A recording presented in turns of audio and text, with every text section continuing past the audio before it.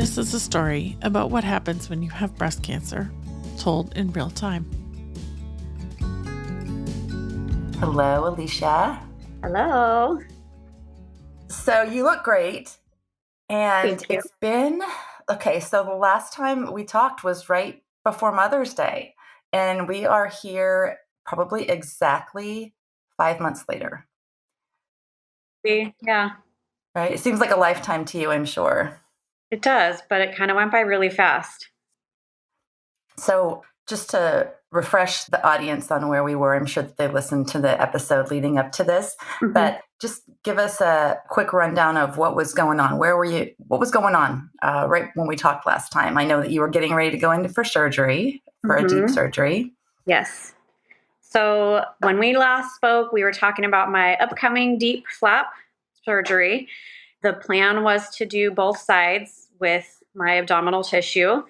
And the appointment just prior to the surgery, it sounded like she was a little less confident she would be able to do both sides, but was still sounding like it was going to go okay and that we'd be able to do both sides, if that makes any sense. So went into surgery that morning, nice and early, and kind of went from there. Woke up and was half asleep, but I do remember her saying that she was only able to do one side. And then when I came to more and she came to see me the next day, actually I talked to my husband that night and he confirmed that she was only able to do one side. I guess when she had called him a couple times from the OR, this was my doctor, called my husband a couple times just to say that it really wasn't going the way she had hoped. I guess there was a lot of scar tissue. So she basically was chiseling out the expander that I had in on the radiated side. She also was having a hard time finding my mammary vessel, which was the vessel they wanted to use in order to perfuse the flap that they were going to be putting in. The reason The blood being vessel, is because, right? Yeah, and I guess is because my mammary vessel was so big that she was thinking it was for my lungs. And so she got her assistant in there and he was looking around too. And they finally decided, no, this is the mammary vessel. So apparently I have large mammary vessels. I don't know. Well, there you go. I mean, I guess there could be worse problems to have. So she almost aborted, though, because of that situation. And then once she was chiseling out my expander, chiseling just doesn't sound really like... No, not at all. I get shivers hearing the word chiseling. Okay, Yeah. Go ahead. So based on that, I can't remember if we had talked last time about how just prior to the weeks leading up to my surgery, I was feeling like my lungs were rubbing against my ribs if I laid on my side. She basically confirmed that was the situation because the expander was so large and tight that it was pressing my ribs in. So add to that, basically what came forth was that the tissue that I had available to perform this DIEP+flap, in her opinion, would make me an A if she did my non-radiated side and maybe flat if I did the radiated side as well, like if she did both sides, basically. So She opted to just focus on repairing my radiated side, so use the tissue that I had. And here we are 5 months later. At this point, it is looking a little bit more like a breast, but in comparison to the side with the expander, I look like I had a single mastectomy and stayed flat because it's just that small. So you still have the other expander in? I still have the expander because I feel like before we had the procedure, the plan was to do both sides with the DIEP procedure. We briefly talked about if she wasn't able to do the expander side, the non-radiated side, it sounded like she was going to switch it out for an implant, but I don't think we ever really confirmed that. I think she decided not to do that. In addition, just doing the one side took about 10 hours, which was supposed to be planned for both sides. Right. 10 hours. And wow. It sounds to me like what she was trying to do too is the area there, because you were having so much pain because because your rib was pushed up against your lung, right? And the expander was pushing on it. And so for those people who don't remember why it was pushing so hard, when radiation happens, the skin is pulled so tightly, literally so tightly that it pushed the expander against your ribcage, which pressed against your lungs. So, and that's because the radiation does such damage to the skin in that way. And so, remind us about the radiated skin, because that was what she was really trying to, you had so much damage. She was really trying to fix that too, right? So my situation is that my husband was like, why are they always talking about how small your boobs are? So I was already small chested prior to everything.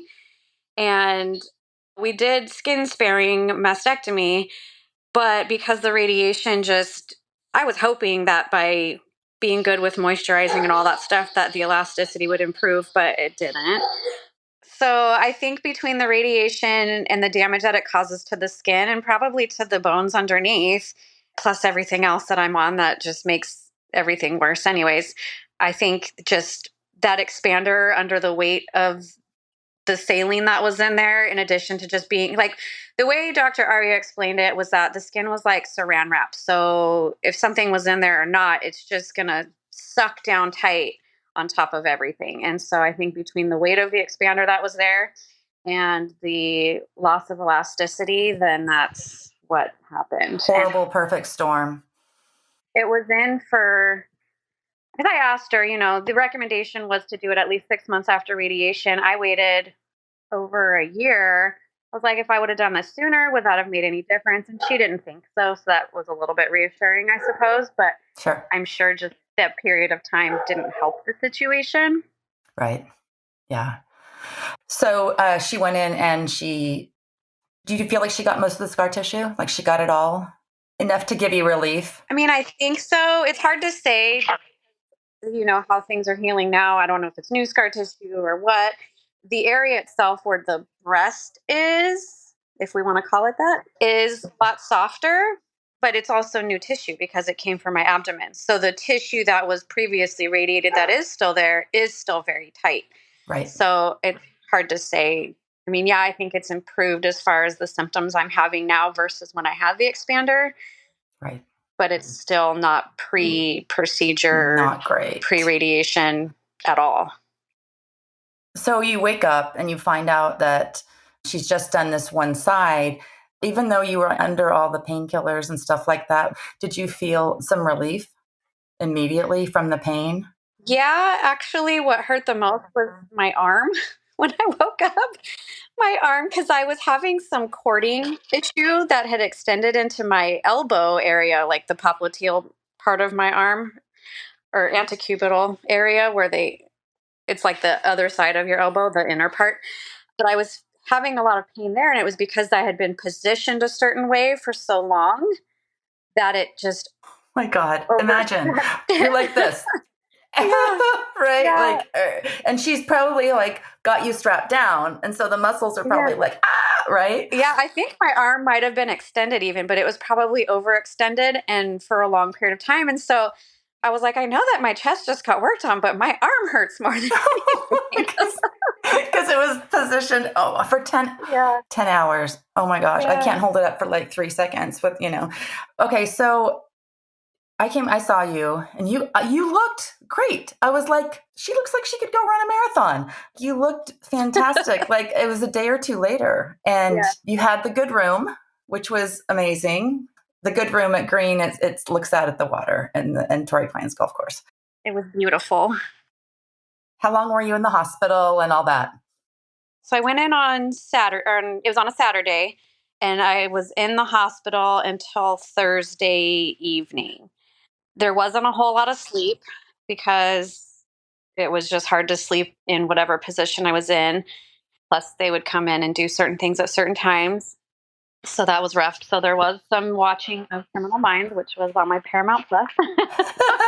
Good. Friends marathon on at that time too on Nick at Night. So that worked out in my favor. Perfect. A lot of random whatever else was on. I brought books with me, really wasn't in a place to feel like reading at the time. So it was easier just to have something on.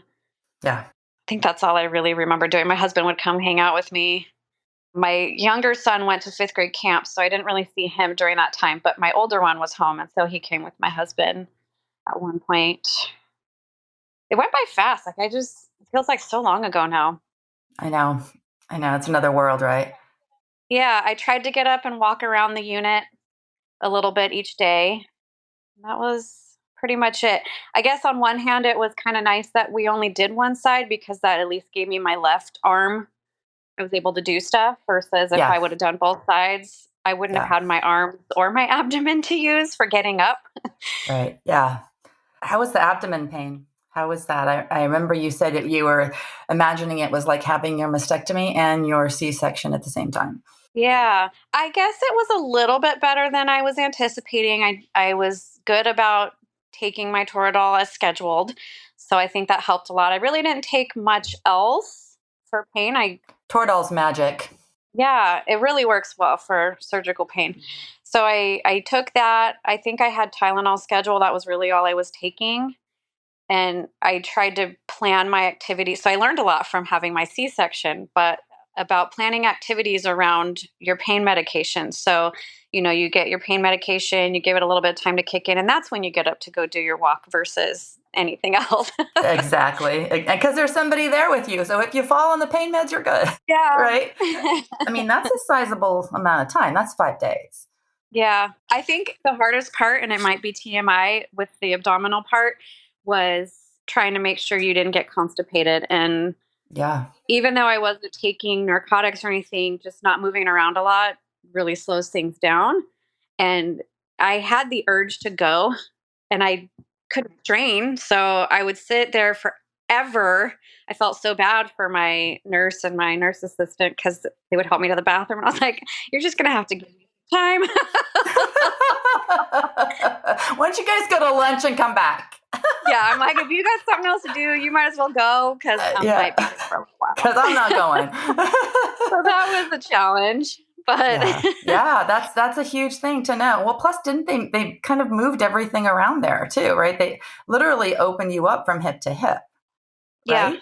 Yeah. And they moved everything around, and so like that had to be kind of an adjustment, to get all of that back in place and operating normally when you're not operating normally because you're super active. You've got a lot of energy and you're usually moving around. Like you laying in a bed is not normal. Yeah. How was it getting home? Getting home wasn't too bad. Like I said, I remember after the mastectomy, again, planning pain medication around your activities, I do remember taking a narcotic to go home because I didn't know what it was going to be like. This time around, I didn't feel the need to do that. And the ride home was fine. I just had to move slow, getting in and out of the car, that kind of stuff. We have a tall bed at home, which I thought was helpful when I had the C-section. So I was kind of hoping it'd be helpful as far as getting in and out of the bed. I didn't have to sit down low or anything. I didn't end up getting a recliner. Okay, that's all right. But I had my wedge pillows, lots of pillows all around. Like I said, having the ability to at least use my left arm was helpful as far as getting up and being able to do stuff. Sure. And I guess because they didn't really do the lymph nodes this time around, I think there was a little bit less involved with the arm. It was just because my arm was so sore because of that positioning part that things were challenging. I mean, the things you don't think about, right? Like people think, that they don't think that your arms are strapped down or like in an odd position or something when you're having surgery. Anyway, so when I saw you, you had shown me the difference in the coloring of the skin because they took skin from your abdomen in addition to the other tissue. And they took skin to repair what was so damaged up on top. And it was literally like the best Tahiti tan line. Right? Like it was like dark. Yeah. And, I mean, not really you didn't really want it there, but, and then it was like baby white abdomen. Yeah. It doesn't see the light of day. Yeah. Right. Yeah, exactly. And the reason for that was because the skin up there has been so damaged from radiation. And it was like that leathery saran wrap. I mean, for lack of a better term, right? And so in order for everything to heal and to be more comfortable up there and probably to be able to build a little tissue, they put that skin that hadn't been damaged up there. Right. And so there was no problem with any of that, the grafting, like all the tissue took and it was all fine and all of that. Yeah, it's been fine. The color is starting to look better. It's still very tacked down in an area above, like, I guess it's kind of below my collarbone. the upper ribs. It's very tacked down there. And so as far as future stuff, I don't really know what the plan is yet because I'm waiting to just see how it heals. The color has improved though. The only issue I had was literally 2 weeks ago. I noticed. So when you do the procedure like this, where they want to perfuse the area and they're restitching vessels and connecting things like that, they have to monitor that somehow. And so what they did was had a wire that was put in and it was connected to this machine. And so while I was in the hospital, they had to listen, they could hear what my blood flow was doing and making sure that it was perfusing as it was supposed to, in addition to checking color and sensation, all that other stuff. Right. But so when she disconnected me from that device, really all she did at the time was just cut the wire. So part of it is still inside and the rest of it was gone. And she said that it was something we could deal with later. It wasn't anything that would be a problem. And so I've had this little tiny piece of wire sticking out from the incision for the last couple months, and it has been fine. But like I was going to say, a couple weeks ago, I noticed just around where that little piece of wire was, it was red and a little bit swollen just over that piece of wire. Nothing was different about it. There was no drainage. I hadn't done anything to it to my knowledge. So I took a picture and I sent a message and they were like, oh, we'll have you come in. It's not anything urgent. And by the time I went in, it had healed itself. So she ended up trying to pull the rest of the wire out, but it didn't want to let go. And so I still have wire in there somewhere, but she trimmed it down as much as she could. Okay, TSA. What's happening? Do you have any metal? Yeah, I don't know what it is, but I got something in there. But yeah, that's the only trouble I really had with it. It seemed to have grafted well.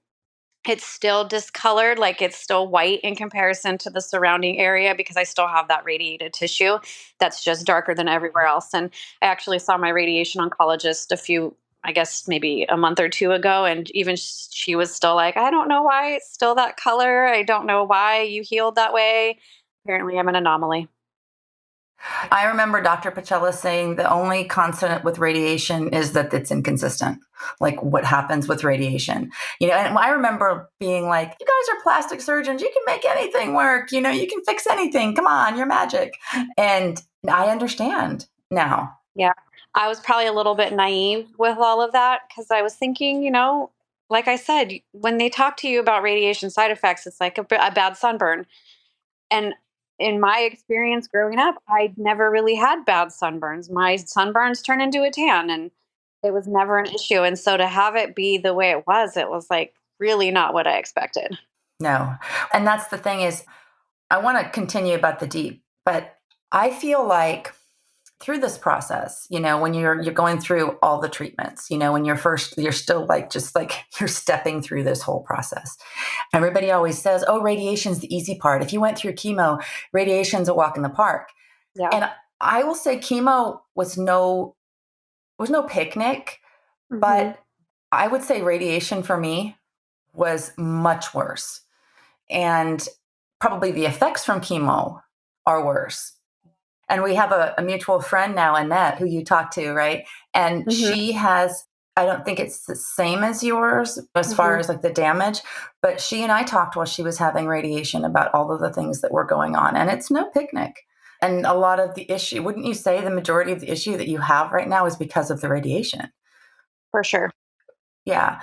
And so it's not to scare anybody, but it's also to say, just beware. Like there's no one size fits all for your outcomes or anything like that. I always tan too.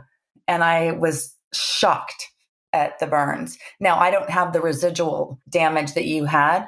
Give us a little bit of a recap of like what the recovery was like through the whole process. And you have some changes that are exciting that are coming up because you went back to work and all of that. But if you can give us a little bit of like a recap, like how long, were you like unable to lift things? How long were you off work? What was it like returning to work? Just give us a little bit of a recap.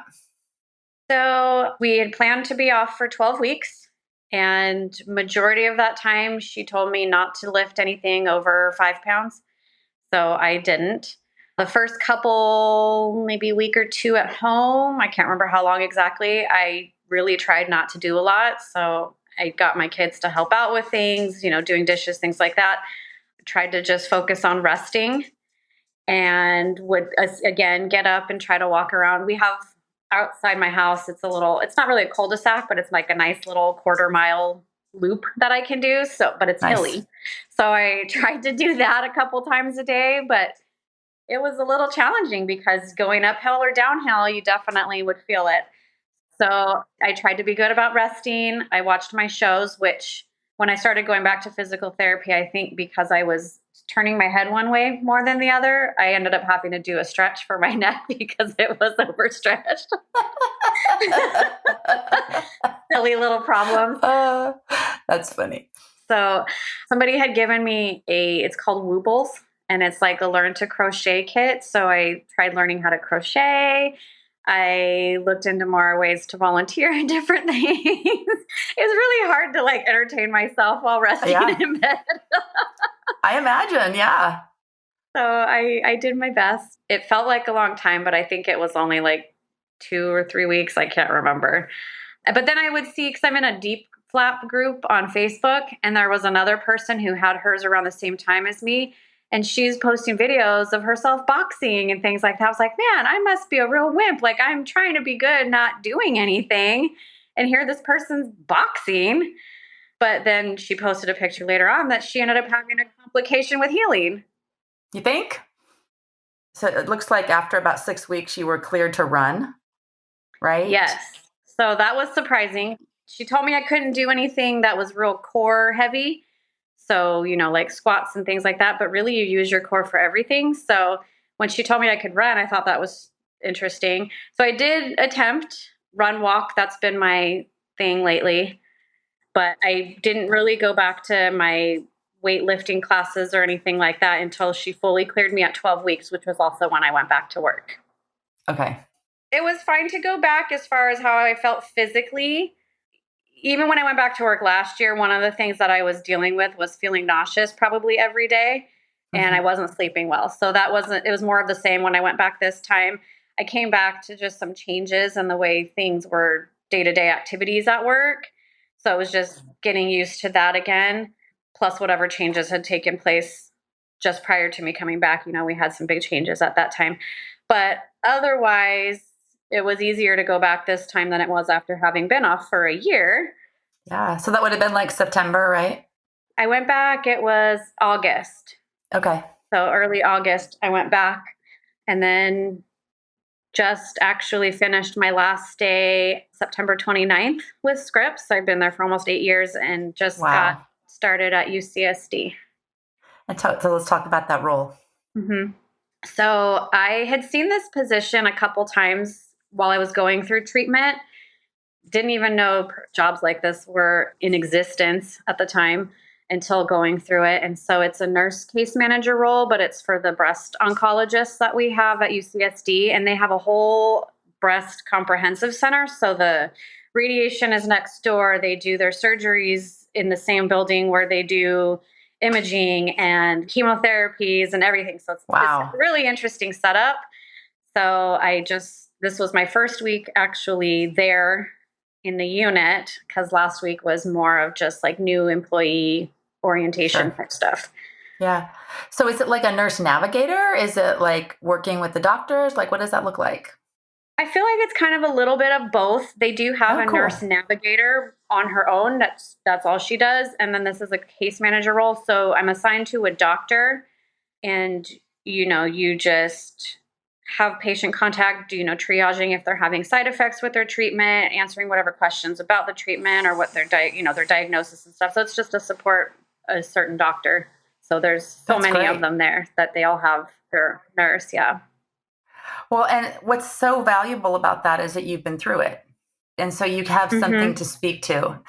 It's so valuable because you totally get where they are. I'm so excited for you. Like, yeah, I'm going to miss you. I'm going next week. Oh, you are? Yeah, I just missed you. Honestly, that was the saddest part, was leaving the people that I worked with and the patients that I got to know, because as you're saying, like, being able to connect with the patients on a different level than most people can, it was really rewarding. And so it was hard to say goodbye to that. But now I'll be focused in on breast cancer and hopefully can make new connections. And yeah, totally. Well, okay. So now when do you see Dr. Arya again? Like, you're probably like, I don't want to even think about this. so I was supposed to see her, I think last week, but because I had that red spot, I ended up getting in sooner, which was kind of nice because then I didn't have to go back for another visit. The last couple times I've seen her, it's kind of been like, I have a couple different options, I guess we'll say. I could switch my expander out for just an implant, which we could have done while I was on my leave because that's a lot easier of a process. But I was like, I don't want to jump into any more surgeries if I don't have to right now. And I really don't know what I want to do as far as everything is concerned at this point, because I'm hoping, as far as the side that we did do the DIEP on, because it's, like I said, it looks pretty flat still. She could try to do some fat grafting, but because it's so tacked down in some areas, she's not sure how much it will actually help. You know what I mean?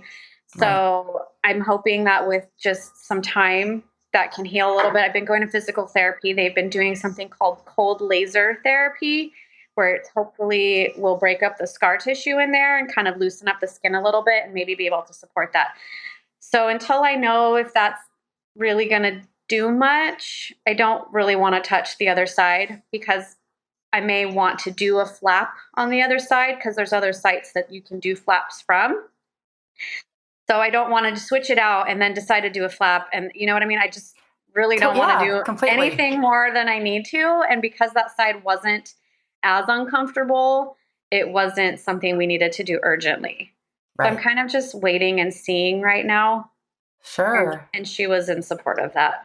Okay. That's great. I mean, I have to say that you, I would have had some tantrums. I know I would have had some tantrums around this because it was supposed to be a one and done. For sure. Yeah. I think my naivety kind of went into that as well because, you know, you hear stories of people who have to have multiple surgeries because they're having one complication or the other. And I guess blissfully hoped that that wouldn't be me. And here we are. But I don't want to do, I don't know what I want to do yet. As much as I want to get the expander out at this point, I just don't know what I want to do. And I don't. Honestly, and I've told people this, and maybe I'd feel differently later on, but if I would have known things were going to go the way they did, I probably would have stayed flat. Yeah. Because I just didn't want to have to go through multiple procedures. Right. Well, absolutely. Again, like you always hope for the best, you know, and you always see yourself coming out on that other end because there's a lot of scary stuff out there. You go to Dr. Google and in your career, you hear of all of these things. But I feel like with the number of surgeries that happen and the number of complications that there are, the odds are that you're going to be fine and things are going to go the way that they need to go. So I have to say, I was crestfallen for you. I was so upset. And I didn't want to tell you that because I didn't want to upset you. And I had a really hard time with your surgery. Personally, it wasn't about me, but it was about like, I was thinking about like all that you went through to get there and all the research you did and all the time you waited. And I was just like, oh my gosh. And you're just smiling and happy and moving along. You know, I would have totally had my like Kristen tantrums. And I'm sure that it wasn't happy all the time. I'm sure that there were the feelings. Yeah. Oh, well, when she told me that she only did the one side, I definitely shed some tears. Yeah. Because that was a lot to go through to do one side. Yeah, 10 hours. And you are going through it like a trooper. So the plan is you guys are just going to hang and wait. I think so. And see what happens. Yeah. Well, now the issue is, because I left Scripps and went to UCSD, do I switch insurance and have access to different doctors now? Or do I go on to my husband's insurance to keep things consistent? So that's been my big dilemma lately. Part of me, that's a huge dilemma. A big part of me was like, you know what? I want to keep things consistent, but there's a little part of me that's like, I don't know, maybe there's different. I don't know what to do. Maybe switching it up and getting another opinion and another set of eyes. Yeah.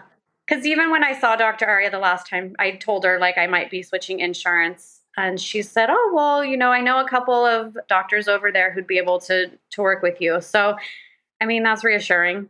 Yeah. When I talked to Annette, that was one of the things that I told her was, she came and saw me every day. She gave me her cell phone number if anything came up. Like, she was very there for me. She listened to me in the procedure. She didn't use my abdominal muscles because she knew it wasn't something I wanted. Like, I felt heard, which was good. But I don't know if she's super comfortable doing flaps from other sites either. So if that is something I want to pursue, maybe the change isn't a bad thing. And if she has recommendations for me, that's helpful. I don't, it's hard when if you have just one doctor and you switch insurance, that's one thing. But to switch a whole team of doctors, because I'm still in the middle of stuff, that's the challenge. Yeah, because you're still getting Zometa infusions and all of that stuff too. Yeah. Well, we're going to have to stay connected here. Mm-hmm. That sounds good. I know that you helped a lot of people, just so you know, with your bravery to talk about the DIEP+flap and everything. Thank you. That's good to know. Yeah, absolutely. Anything else you want to chat about? Anything else you feel like people who are maybe considering this or have gone through it or are in the middle of it might need to know? I guess, kind of along the lines of the whole radiation thing, everybody's different. I know that a DIEP+flap can be successful for a lot of people, so I don't want people to take my story and think that's the way it's going to be. A lot of times people can do both sides. Even when I had one of my first follow-ups after surgery, she really said she hasn't had a whole lot of patients that have had my situation. So it is not as common, I guess, to have the complications that I had. So it can be a nice option for people to still do that.